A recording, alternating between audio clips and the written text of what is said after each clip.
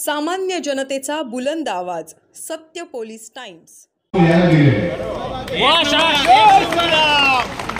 कारण आमच्या भावना आम्ही हिंदू आहोतच, आम्ही भक्तही आहोत।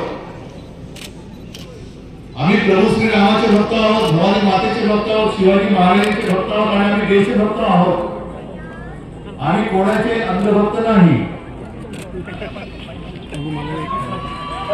राम मंदिराचं जे लोकार्पण होत आहे त्याच्यामध्ये जी प्राण प्रतिष्ठापना होणार आहे ती केवळ प्रभू रामचंद्राची सीतामाईची नाहीये, तर ती आम्ही असं मानतो की त्या निमित्ताने आपल्या देशाच्या अस्मितेची ती प्राण प्रतिष्ठा होणार आहे।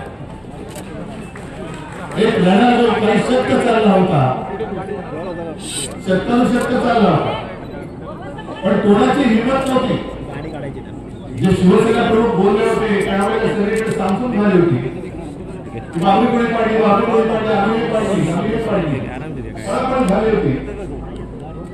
आणि याच भारतीय जनता पक्षाचे सुंदरसेन भंडारी बरोबर सगळी ज्यांना विचारलं होतं तर त्यांना घाम फुटला होता। हे आमचं काम नाही, केलं असेल तर शिवसैनिकांनी केलं। आम्ही अटलजींचं त्यावेळेस जे काही वाक्य आहे त्याचा उपयोग करताय, हनुमानजींचा आहे। ही त्या सगळ्या इतिहासामध्ये जाऊ इच्छित नाही, पण त्या लढ्याचं